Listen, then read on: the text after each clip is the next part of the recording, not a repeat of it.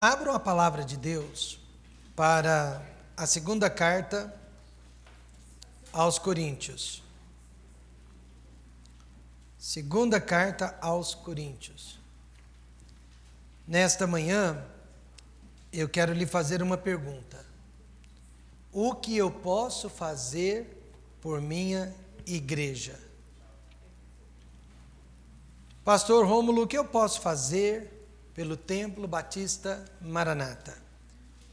Esta igreja recém-nascida, esta igreja que está começando agora e realmente precisa da minha participação, precisa da minha ajuda. Pastor, o que eu posso fazer por esta igreja? Bom, em primeiro lugar, você já está fazendo o que há de mais importante, você está aqui. Vamos nos colocar em pé e ler dos versos 24 a 28. Segundo aos Coríntios 11, 24 a 28, Paulo está falando dizendo: recebi dos judeus 5 quarentenas de açoites, menos um. Em outras palavras, ele foi chicoteado pelo menos 5 vezes. 3 vezes fui açoitado com varas. Uma vez fui apedrejado, 3 vezes sofri naufrágio, uma noite e um dia passei no abismo. Você diria, ele fez tudo isso por Jesus.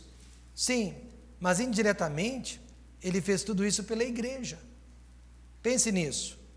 Em viagens, muitas vezes, em perigos de rios, em perigos de salteadores, em perigos dos da minha nação, em perigos dos gentios, em perigos na cidade, em perigos no deserto, em perigos no mar, em perigos entre os falsos irmãos, em trabalhos e fadiga, em vigílias muitas vezes, em fome e sede, em jejum muitas vezes, em frio e nudez. Além de tudo isso, além das coisas exteriores, me oprime cada dia o cuidado de todas as igrejas. Podem se sentar. Irmãos, o que eu posso fazer por minha igreja? Ninguém sofreu mais pela igreja, pela causa do evangelho, do que o próprio apóstolo Paulo. Dizem que o sangue dos mártires é a semente da igreja, mas o sangue de Paulo, na minha opinião, foi o que mais jorrou depois do sangue de Jesus Cristo, é claro. Hoje, nós temos toda a facilidade do mundo, nós temos conforto, não é verdade? Nós temos transporte, nós temos meios de comunicação que eles não tinham naqueles dias. Eu não sei quantas igrejas Paulo estabeleceu, mas eu sei que foram muitas igrejas, das quais nem temos notícia. E nós, irmãos, que só temos uma igreja, não conseguimos cuidar nem dela. Imagine Paulo, então, cuidando de todas. Quando falamos sobre o cuidado da igreja, há sempre 2 tipos de extremo. Aquele que diz, não é minha obrigação, a obrigação é do pastor, ele é pago para isso, a obrigação é dos demais líderes, mas eu sou apenas um membro comum da igreja, não preciso cuidar dela. Este é um extremo, porém há outro extremo que diz, a igreja não precisa de ninguém, ela cresce sozinha, pois a obrigação é totalmente de Deus. Certamente Paulo não pensava assim, ele era parte do corpo de Cristo, ele era parte vital da igreja, e eu creio que ele nunca perdera um culto. Eu creio que Paulo raramente chegava atrasado, eu creio que Paulo raramente faltava a um culto, a um compromisso com a igreja.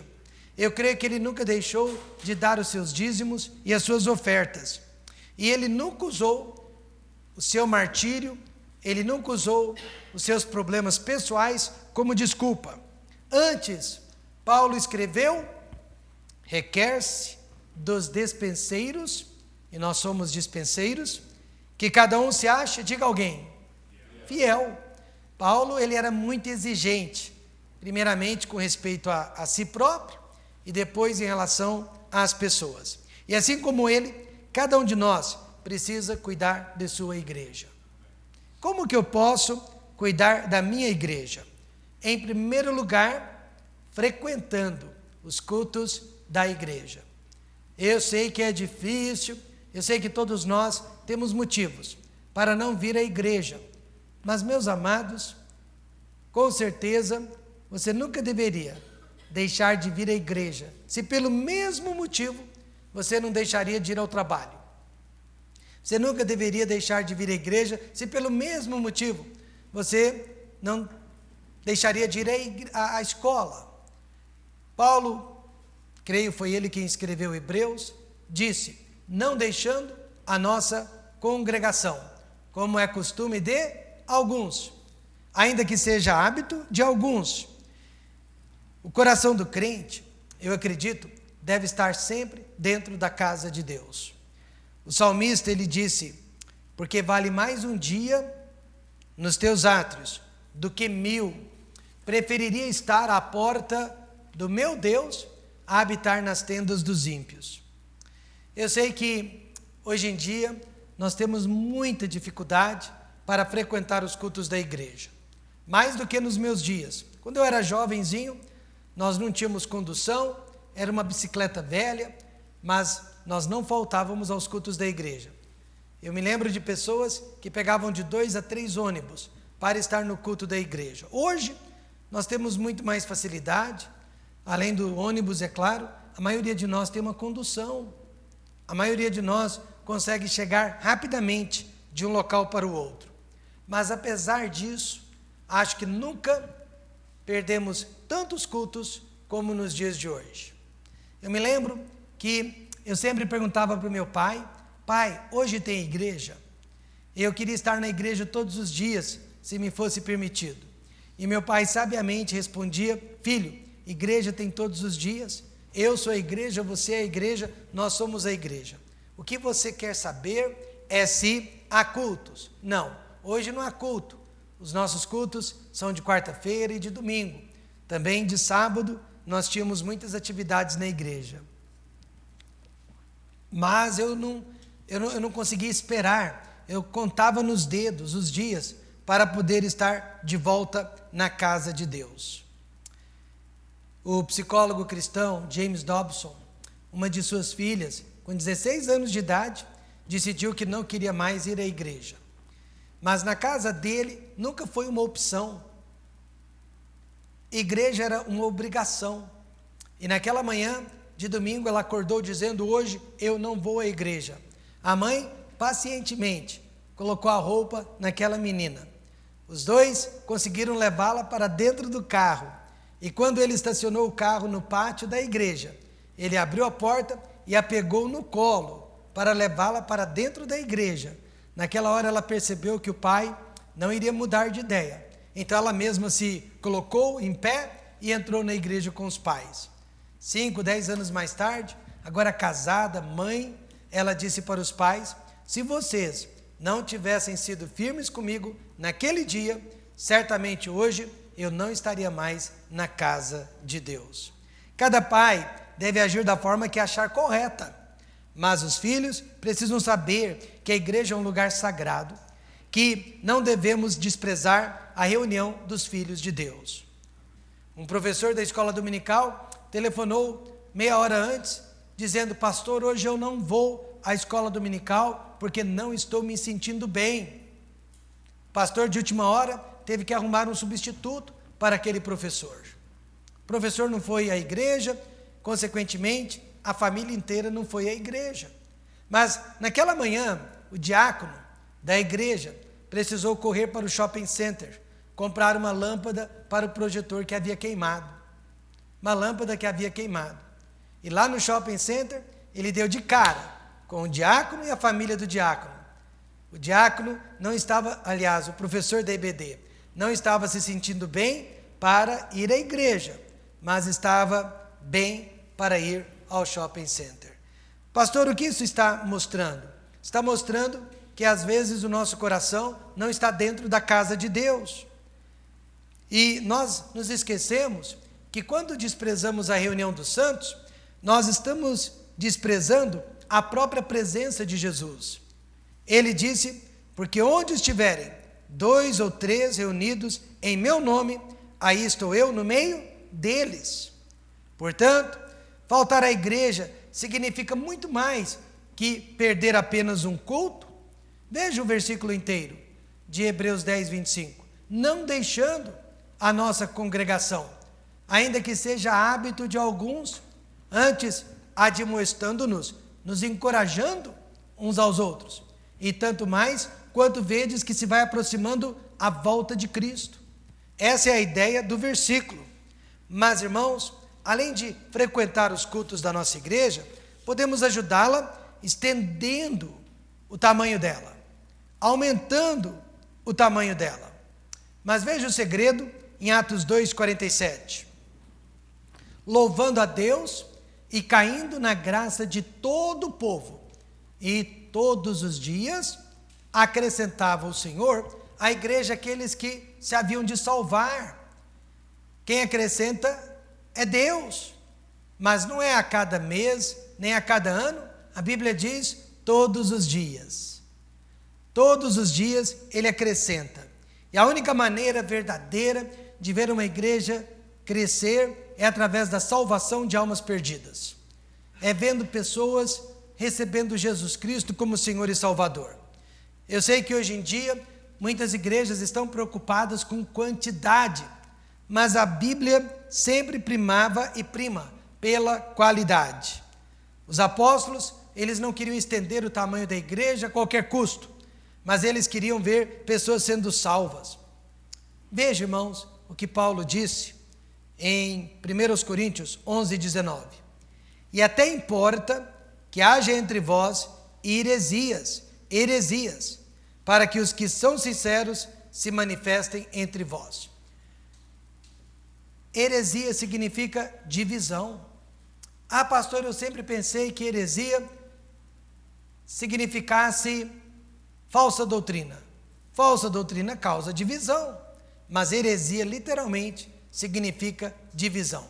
Toda pessoa que causa divisão dentro de uma igreja, nós podemos dizer que ela está causando heresia.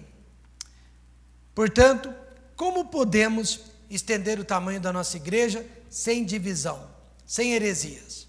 Bom, há o meio mais rápido e há o meio mais bíblico. O meio mais rápido, certamente, não é o meio bíblico, não é o correto. Abaixando o padrão de conduta da igreja. Olha, nós já abaixamos demais. Eu acho que não há mais o que abaixar, amém, irmãos? Se abaixarmos mais do que já foi abaixado, irmão Davi, aí é o mundo. Aí não podemos mais chamar de igreja. Eu tenho certeza que nós já negociamos o possível. Nós já negociamos o possível. Abaixar mais do que já está baixo, irmãos, então não precisamos de igreja. Quantos concordam com isso? Outra coisa, passando por cima do pecado e da pregação sobre o inferno, há igrejas que não falam mais do pecado para não incomodar as pessoas, mas é o pecado que nos destrói, é o pecado que nos causa enfermidades muitas vezes, é o pecado que separa as famílias, e o inferno existe. Mesmo que as igrejas deixaram de falar sobre o inferno, ele existe, e esta é a razão porque Jesus Cristo veio ao mundo, e esta é a razão porque nós estamos aqui pregando a palavra de Deus, para evitar que mais pessoas partam para o inferno. Mas são maneiras de crescer a igreja, fazendo promessas espalhafatosas. Pessoas acreditam, pessoas são humildes e manipulando as emoções das pessoas. Nós temos uma irmã que uma vez fazia parte da Igreja Batista tradicional histórica. Agora ela está numa outra denominação e ela disse que perdeu tempo na Igreja Batista. Agora sim, ela está numa igreja onde tem o poder de Deus. E ela disse que a Igreja Batista é fraca. Sabe o que eu respondi? Não existe igreja fraca, existe crente fraco. Você pode estar na melhor igreja do mundo, mas se você é um crente fraco, aquela igreja não vai fazer nenhuma diferença na sua vida, e a razão que a Igreja Batista não fez diferença na vida dela, ela era fraca, amém, irmãos? Ela era fraca, e aí coloca a culpa na igreja. Não. Precisamos seguir o jeito bíblico, que nem sempre é o mais rápido, mas sempre será o mais correto. Primeiro, trazendo visitantes a igreja. Eu sempre digo que ovelhas produzem ovelhas.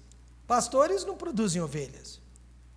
Se nós vamos ajudar a igreja a crescer, é através do trabalho individual de cada um. Veja o que Jesus disse em Mateus 22:9, e depois às saídas dos caminhos e convidai para as bodas a todos os que encontrardes. Nós temos irmãos que estão desanimados, entra ano, sai ano, eles não conseguem trazer visitantes na igreja, porque estão sempre convidando as mesmas pessoas, aquelas que estão sempre dizendo não, ou aquelas que estão sempre dizendo um dia. E, no entanto, a receita bíblica não é convidar somente as pessoas que você conhece, mas as pessoas que você encontra. As pessoas que você encontra. Este é o segredo. E acredite ou não, é mais fácil trazer uma pessoa que você não conhece à igreja do que uma pessoa que você conhece. Não é verdade? É muito mais fácil. E também é muito mais bíblico. Porque ficar insistindo sempre com as mesmas pessoas, quando a palavra de Deus claramente diz, são as pessoas com quem você se encontra. Alguns anos atrás, o meu sogro e eu, nós entramos no metrô de São Paulo, e dentro do vagão onde estávamos, vimos um homem, entregamos para ele um folheto, e o convidamos para visitar a igreja Batista Esperança, que ficava ali bem próxima à estação Santa Cruz. E para nossa surpresa, ele aceitou o convite e ele foi à igreja. Nós voltamos na igreja Batista Esperança depois de 6 meses, 1 ano, e lá ele estava. Nós não lembrávamos dele, mas ele se lembrou de nós. E ele disse: vocês me convidaram para vir à igreja, eu vim, ouvi o evangelho, aceitei a Cristo e fiquei. Portanto, são as pessoas com quem nós nos encontramos.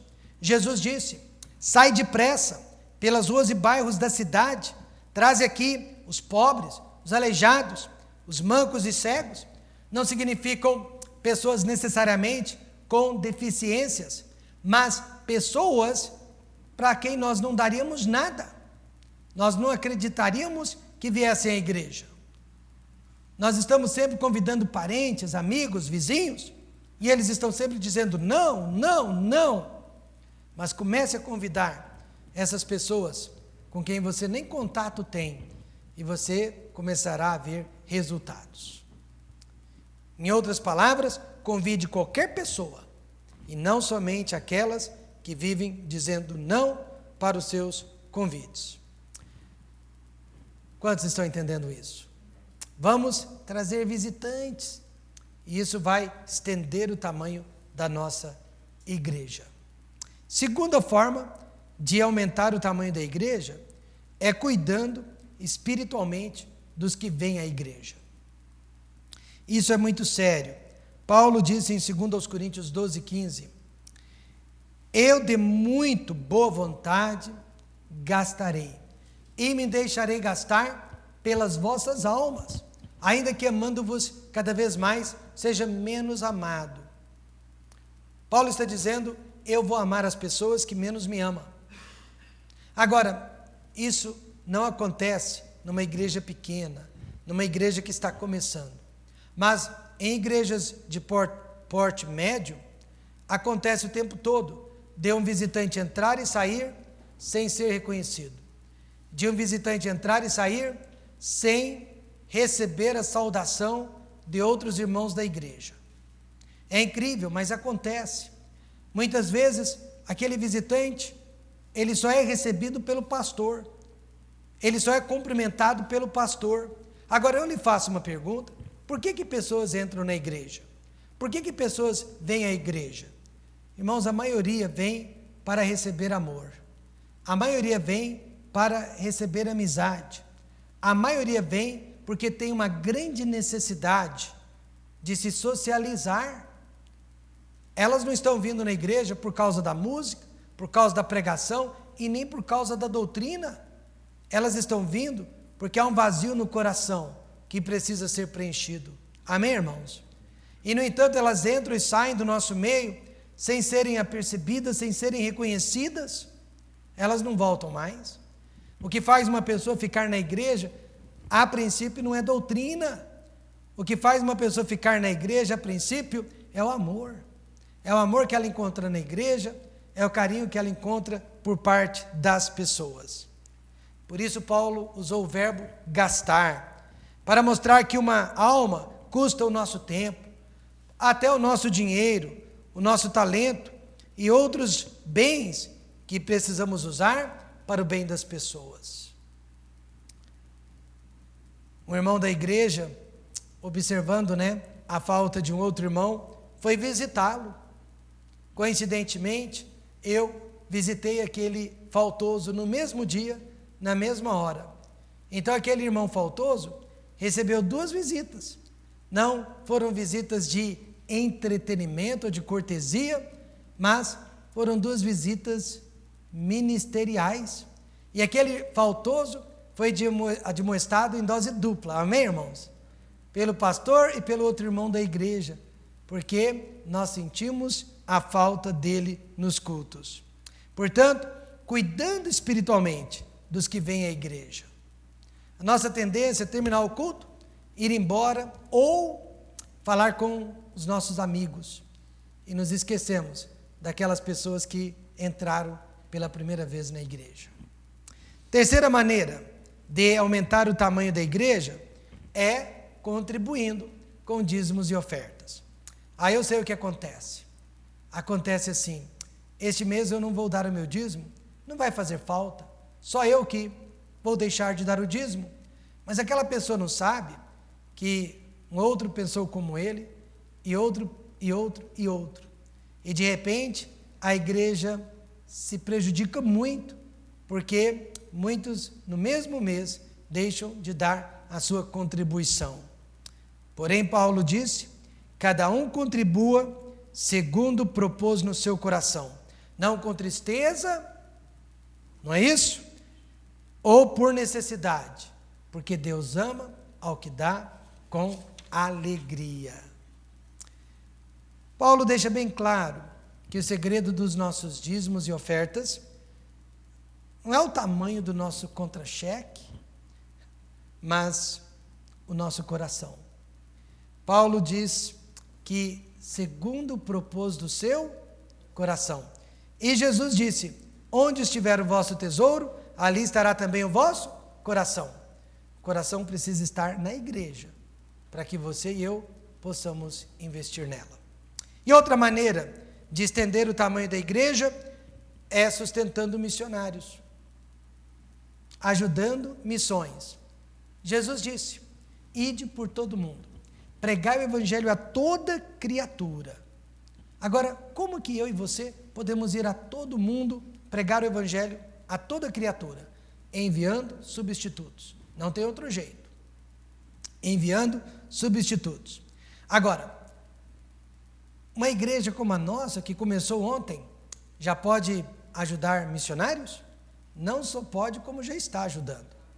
Quando eu e a dona Raquel e a Rochelle fomos para Goiânia abrir a nossa primeira igreja, nós 3 pegamos 2 famílias de missionários para sustento. A família do pastor José Oscar e a família do pastor Eurípides de Paiva, que está em São Simão. E nós começamos a ajudar aquelas 2 famílias mensalmente com a nossa oferta missionária. Éramos em 3. Um pastor veterano, na época de 50 anos de idade, me disse: Rômulo, não se envolva com missões agora. Espere comprar um terreno, espere construir um templo, e só depois você ensina o povo a dar para missões, porque senão você vai estar dividindo forças. Eu tinha metade da idade daquele pastor, mas eu respondi para ele: pastor, eu não posso fazer isso, porque a palavra de Deus me ensina que prédios e terrenos podem esperar, mas as almas não esperam. Além disso, a palavra de Deus diz: mas buscai primeiro o reino de Deus e a sua justiça, e as outras coisas vos serão acrescentadas.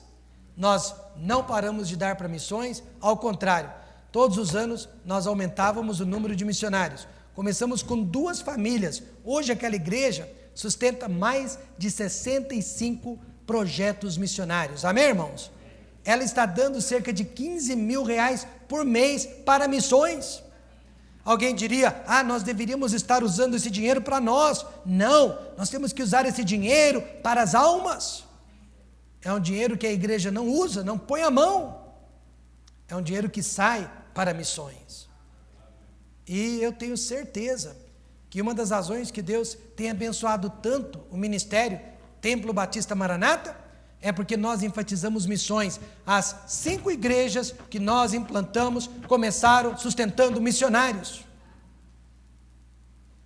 Todas elas hoje estão participando em missões. Um missionário, amigo meu, nos visitou e viu o que nós estávamos fazendo desde o início, sustentando missionários. Ele disse, Rômulo, eu estava fazendo tudo errado. Eu chegava, abria uma igreja, comprava terreno, construía, chamava um pastor e nunca ensinei sobre missões. Eu achava que era obrigação do pastor que vinha depois de mim. E não é à toa que as igrejas que eu implantei não são fortes em missões, porque eu esperei muitos anos para ensinar. É como uma criança, você não espera a criança ter 4, 5 anos de idade para ensinar. Amém, irmãos? Você ensina desde o primeiro dia de vida. E ele mudou de ideia, já abriu outras igrejas desde então e começou da forma certa, ensinando o valor de missões. Desde o primeiro dia. Em breve, não sei como que o Pedro vai fazer, mas nós vamos ter destacado o pastor Robson Marcelo, que é o nosso primeiro missionário, o Projeto Antioquia, que também é o nosso segundo missionário. Nós vamos destacar missões perante todas as pessoas que Deus enviar para esta igreja. Porque através de missões, Deus, Ele vai aumentar a nossa igreja. Mas outra maneira legal de crescimento é evangelizando através da igreja. Paulo disse, porque se anuncio o evangelho, não tenho de que me gloriar, pois me é imposta essa obrigação. E ai de mim, se não anunciar o evangelho. Você tem o costume de entregar folhetos com o endereço da sua igreja? Nós temos ali sobre a mesa folhetos que você pode levar. Eu estou aqui hoje porque em 1976, eu era muito criança, alguém deu um folheto desse tipo para o meu pai dentro de um elevador. E através daquele folheto, o meu pai foi parar na igreja, cujo endereço estava atrás no verso. E hoje nós estamos aqui.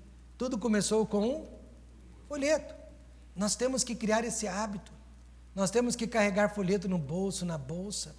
Toda pessoa com quem tivermos contato, nós temos que dar um folheto. Caixa do supermercado, caixa do banco, motorista do táxi, motorista do ônibus, passageiros do ônibus, pacientes do consultório, dentista. Nós temos que estar sempre convidando, não é? E trazendo pessoas para a igreja. Jesus disse, é quem nós encontramos, não é quem nós conhecemos. Eu fico triste de, às vezes, entrar no consultório de um dentista cristão e de ver ali sobre a mesa manchete, caras, né? Todo tipo de revista mundana, mas eu não vejo ali uma Bíblia, não vejo ali folhetos da igreja. A Bíblia diz, onde está o nosso tesouro, ali também deve estar o nosso coração. Portanto, é evangelizando. Há pessoas que só você vai alcançar para Cristo e mais ninguém. Pastor Rômulo nunca vai alcançá-las se você não as alcançar. Eu me lembro, certa vez, uma pessoa visitou a nossa igreja e na semana seguinte, ela recebeu a visita de três senhoras. 3 senhoras foram visitá-la numa sexta-feira à noite. Pregaram o evangelho para ela, mas ela não estava pronta para fazer uma decisão. Sem saber, no dia seguinte, no sábado à tarde, 2 ou 3 moças da igreja, jovens, foram visitar aquela mesma senhora. Mais uma vez, pregaram-lhe o evangelho, e desta vez a senhora estava pronta, abriu o coração e recebeu a Jesus Cristo. A maioria de nós que aqui está é resultado de visitas. alguém nos visitou, não é verdade? E alguém pregou o evangelho para nós. Pense nisso e seja um ganhador de almas também. Fale de Cristo. Conte para as pessoas o que Deus tem feito em sua vida. Muito bem. Então nós vimos até aqui o que podemos fazer pela nossa igreja, frequentando os cultos e estendendo o tamanho da nossa igreja. Mas em terceiro e último lugar, defendendo a igreja. A igreja precisa de proteção. Atos 20 e 29 diz: porque eu sei isto, que depois da minha partida entrarão no meio de vós lobos cruéis, que não pouparão ao rebanho. A igreja sempre vai ter pessoas pensando nelas e não nos outros. A igreja sempre vai ter elementos que são egoístas, cujo mundo é muito pequeno e não dá espaço para outros. Geralmente as falsas doutrinas entram na igreja através de grupos isolados, grupos de oração, grupos de reunião, cultos na casa de irmãos. Quantos concordam com isso? Mas a igreja tem que se proteger. Eu me lembro de um diácono, não era da nossa igreja, ele era de outra igreja. E ele aceitava o convite para pregar em qualquer igreja, qualquer denominação religiosa que fosse. Para ele não havia barreiras doutrinárias. Mas ele era diácono, ele era líder de uma igreja batista. Todavia, ele se sentia no direito de visitar qualquer igreja, pregar em qualquer igreja que lhe desse oportunidade. E assim ele foi. Só que cada igreja que ele visitava, ele achava uma coisa nova, ele encontrava uma coisa nova, ele descobriu uma coisa nova. E o que ele fazia? Ele queria trazer para a igreja dele. Ele queria trazer para a igreja dele. Criou confusão, divisão, destruição. Irmãos, nós temos que ficar na igreja cuja doutrina nós acreditamos, amém? Nós temos que ficar dentro de uma igreja cuja doutrina nós defendemos. Mas essa história de você aceitar tudo não dá certo para uma igreja que se compromete a ficar dentro da palavra de Deus. Não dá certo. Então nós temos que defender a igreja de falsas doutrinas. E nós temos que defender a igreja de liderança errada. Nada destrói mais o ministério do que a liderança errada. Veja Paulo dizendo: porque virá tempo em que não suportarão a sã doutrina, mas tendo comichão nos ouvidos, amontoarão para si doutores, conforme as suas próprias concupiscências. Hoje nós estamos visitando igrejas e tentando achar aquela pregação que nos agrada, aquela pregação que nos faz sentir bem. Mas vamos esclarecer algo: a igreja verdadeira não é uma democracia. A igreja verdadeira é uma teocracia. Quem manda na igreja é Deus. Quem governa a igreja é a palavra de Deus. E a igreja só tem a obrigação de seguir esta palavra. Liderança errada. Pastores que têm medo de pessoas, têm medo de membros. O pastor, ele precisa amar as pessoas, mas nunca ter medo delas. Algumas pessoas dentro da igreja desejam cargos de preeminência, cargos de importância, mas Deus não nos chamou para termos cargos, Deus nos chamou para sermos servos. Foi o caso de um homem chamado Diótrefes. Que nome difícil, né? Diótrefes. Ele queria ser líder, mas ele não tinha qualidade espiritual de liderança. Aí o que ele fez? Afastou os apóstolos da igreja. Ele cortou qualquer tipo de relacionamento com os apóstolos, principalmente com o apóstolo João, que era o pastor da igreja antes dele. Veja o que diz 3 João 1,9. Tenho escrito à igreja, mas Diótrefes, que procura ter entre eles o primado, o primeiro lugar, não nos recebe. Ciúme, inveja, medo. A igreja não é lugar disso. A igreja é de Jesus Cristo, para começo de conversa. Quando eu tinha 15 anos de idade, eu fui convidado para ser o líder dos jovens da minha igreja. 15 anos, eu pensei, está cedo demais. Pastor, eu quero ser o seu auxiliar, mas líder não. O pastor gostou muito da minha resposta. Ele ficou como líder, o pastor Daniel Jones, e eu fiquei como auxiliar dele. Na hora certa eu me tornei líder. Mas qual que é a diferença entre ser auxiliar do pastor ou líder dos jovens? Nenhuma. Eu trabalhei do mesmo jeito, eu fiz tudo o que eu tinha que fazer, mas sem precisar do título. Amém, irmãos? Nós não estamos como Diótrefes buscando o primado. Nós estamos aqui para servir uns aos outros e principalmente para servir a Deus. Nunca me esqueço, abrindo a nossa terceira igreja, entrou um homem na igreja muito, muito amigável, ele, a esposa, acho que uma filha, e ele já se assentou no nosso meio, já fez amizade com todos, eu podia perceber muito talento naquele homem. E ele chegou para mim no segundo culto e disse, eu sou formado em teologia, e eu estou aqui para trabalhar, eu gostaria de ser o seu pastor assistente. Segundo culto, eu olhei para ele e disse, irmão, não é assim que funciona aqui na nossa igreja. Aqui, primeiro você tem que ser membro. E para você ser membro, você tem que fazer o discipulado de 8 aulas, você tem que fazer o discipulado 1 a 1, e só depois o irmão se torna membro da igreja. Depois é que nós vamos ver se o irmão tem um chamado para o pastorado ou não. Só porque fez o seminário, não quer dizer que foi chamado. Não voltou mais à igreja.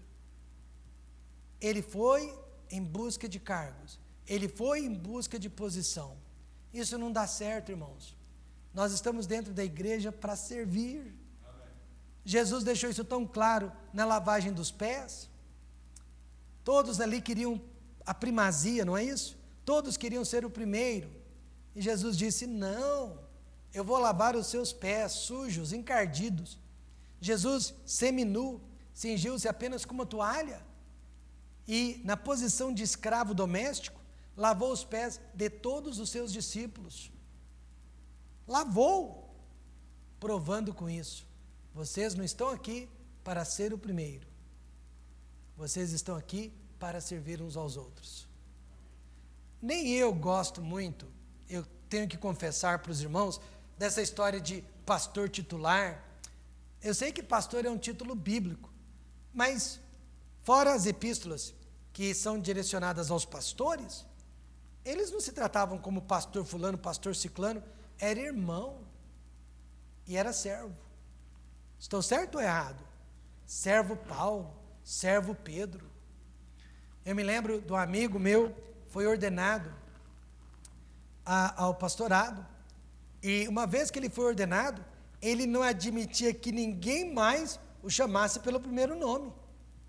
Ai daquele que o chamasse pelo primeiro nome.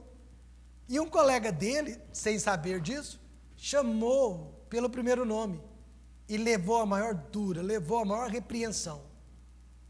O menino ficou assim, desorientado pela dura.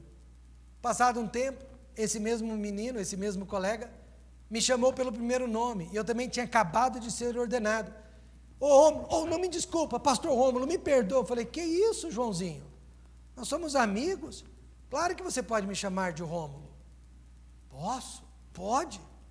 Aí foi onde ele me contou, olha, o fulano, eu fui chamar ele pelo primeiro nome, ele acabou comigo. Não, irmãos, nós somos servos. Amém? Nós somos servos. Deus tem me dado a posição de pastor, mas antes disso nós somos servos. Está aqui na Bíblia, nada de buscar o primado. E o terceiro perigo que ronda a igreja, nós temos que protegê-la, é o mundanismo. É o mundo. Veja, Paulo disse, e não sede conformados com este mundo, mas sede transformados pela renovação do vosso entendimento, para que experimenteis qual seja a boa, agradável e perfeita vontade de Deus. Conformar significa não ter a mesma forma, né, do mundo, não ter a mesma fisionomia do mundo. Olha, até alguns anos atrás, não faz muito tempo não, o crente, ele era percebível. Lá vai um crente, lá vai uma crente, quantos se lembram disso? E geralmente era através da aparência. Tudo bem, hoje em dia, parece que a aparência não importa mais. Aí eu pergunto, se o mundo não pode nos ver como crentes, pela aparência, o que resta? Boas obras? Com certeza. Mas as pessoas têm que olhar em mim e dizer, ele é diferente. Quantos concordam com isso? Tem que ver diferença, irmãos. Tem que ver diferença. A palavra conformar no grego significa modelar ou padronizar. Nós não devemos seguir o padrão deste mundo. Nós não devemos permitir que o mundo entre na igreja. A igreja é um santuário. Acho que quando a gente entra aqui dentro, a gente tem que sentir que é um lugar puro, santo e reverente. A Bíblia diz, portanto, qualquer que quiser ser amigo do mundo, constitui-se o quê? Inimigo de Deus. Então vamos ter cuidado para que o mundo não nos domine. Precisamos ter esse cuidado sempre. E por último, e eu termino, falta de compromisso. Que perigo, né? Falta de compromisso. Paulo, ele disse, e tudo quanto fizerdes, fazei-o de todo o coração, como ao Senhor e não aos homens. Pessoas começam evangelizando, pessoas começam cantando, pessoas começam tocando para o pastor. Aí com o tempo elas se desanimam e não sabem por quê, porque começou para o homem. Nós temos que fazer para Deus. No coral, né? Nós cantamos para Deus. Nós temos irmãos que estão no nosso coral há 20 anos. Nunca saíram. Não perdem ensaios, não chegam atrasados. Qual que é o segredo? Estou fazendo para Deus, pastor. Então, por que a igreja é tão importante? Quantos concordam que a igreja é importante? Por quê? Olha o que diz Atos 20, 28. Olhai, pois, por vós e por todo o rebanho, sobre que o Espírito Santo vos constituiu bispos, para apacentardes a igreja de Deus, que ele resgatou com o seu próprio... Olha, ela é tão importante, que ela foi resgatada com o próprio sangue de Jesus Cristo. E Jesus disse, quem não é comigo, é contra mim. E quem comigo não ajunta, espalha. Então, irmãos, eu conclamo que cada um de nós faça a sua parte para abençoar esta igreja. Faça a sua parte para frequentar os cultos da igreja, para estender o tamanho da igreja e para defender esta igreja de todos os perigos pelos quais a igreja já está passando, mesmo neste segundo culto de vida. Faça a sua parte e você vai ver Deus fazendo a parte dele.